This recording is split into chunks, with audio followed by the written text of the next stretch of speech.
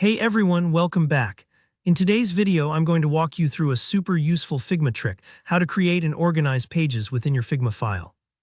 By the end, you'll know exactly how to add new pages and keep your design structured, whether you're working solo or collaborating with a team.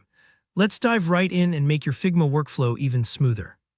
So first things first, let's open up Figma. You can use either the desktop app or the web version, whichever you prefer.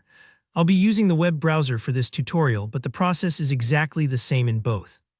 Once you're in, navigate to the file where you want to add a new page. It could be a brand new design project, or maybe an ongoing file that's starting to get a bit crowded. If you've got a lot of frames or designs all jumbled together, this is really going to help you keep things tidy. Now take a look at the top left corner of your screen, just under the file name. You'll see a little section for pages. If you're new to this, you might only see the word page 1 right now. That's totally normal. Every Figma file starts with a single default page. Think of pages in Figma almost like separate rooms in a house. Each room can hold its own piece of the project. Maybe you want one page for your initial wireframes, another for your polished designs, and maybe another just for design assets or components. Alright, to add a new page, all you have to do is click the plus sign sitting right next to the list of pages. It's a simple little plus icon, but it's super powerful. Go ahead and give it a click. You'll instantly see a brand new page appear in your list, probably called Page 2 or something similar. Don't worry if you accidentally click it more than once and end up with a few extra blank pages. It's easy to delete them if you don't need them. Now let's talk about naming your pages. This might seem like a tiny detail, but trust me, a good naming convention can save you so much confusion later, especially if you're in a big project or working with teammates. To rename a page, just double-click on the current page name.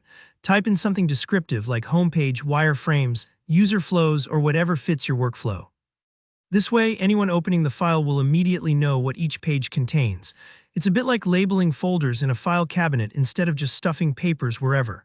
And that's really it. You've just learned how to add and label new pages in Figma. It's super simple but incredibly effective for keeping everything organized and easy to find.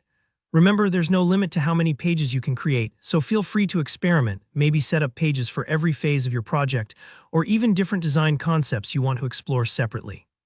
Alright, that wraps up our quick lesson on creating pages in Figma. If you found this helpful, make sure to give the video a like and drop a comment below if you have any questions or tips of your own. And don't forget to subscribe for more straightforward, practical Figma tutorials. Thanks for watching, happy designing, and I'll see you in the next video.